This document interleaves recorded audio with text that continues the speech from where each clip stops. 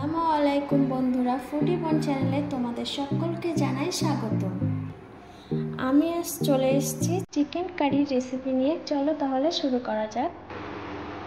প্রথমে আমি কড়াইটা বসিয়ে দিলাম চুলার উপরে। এরপরে আমি একটু তেল দিয়ে দেবো কড়াইতে। তেলটা একটু গরম হয়ে গেলে এর ভিতরে আমি চিকেনগুলো হালকা ফ্রাই করে নেব।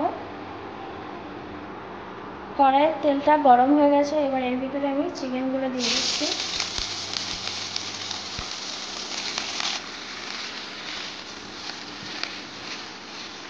আমি চিকেনগুলো হালকা ফ্রাই করে নেব। আমার চিকেনগুলো হালকা ফ্রাই করা হয়ে গেছে। আমি এগুলো একটা বাটির ভিতরে তুলে নেব।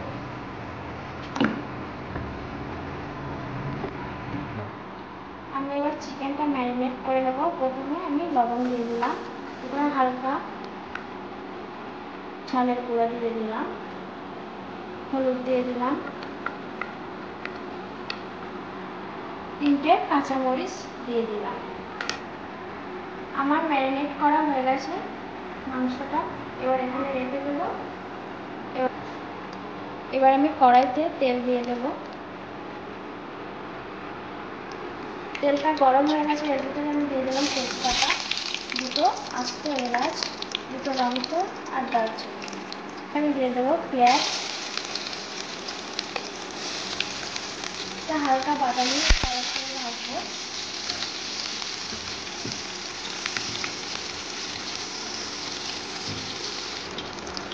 পেঁয়াজটা আমার ভাজা হয়ে গেছে, এবার এর ভিতরে দিয়ে দেবো পেস্ট করা টমেটো,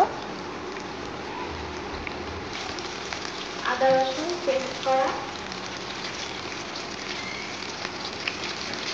এবার মশলাগুলো ভালো করে কষিয়ে নেব। এর ভিতরে দিয়ে দিচ্ছি ধনিয়া গুঁড়ো, এবারে দিয়ে দিচ্ছি জিরা গুঁড়া। আমার মশলাটা কষানো হয়ে গেছে, এবার এর ভিতরে দিয়ে দেবো ম্যারিনেট করা চিকেনগুলো।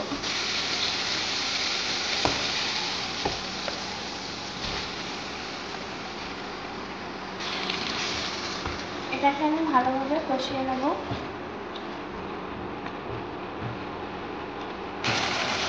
চিকেনটা আমার কষানো হয়ে গেছে, এবারে এর ভিতরে আমি 1 কাপ পরিমাণে পানি দিয়ে দেব।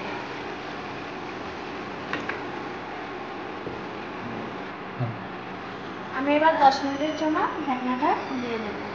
10 মিনিট পরে আবার দেখা হচ্ছে। 10 মিনিট হয়ে গেছে, এবার ঢাকনাটা তুলে দেখি।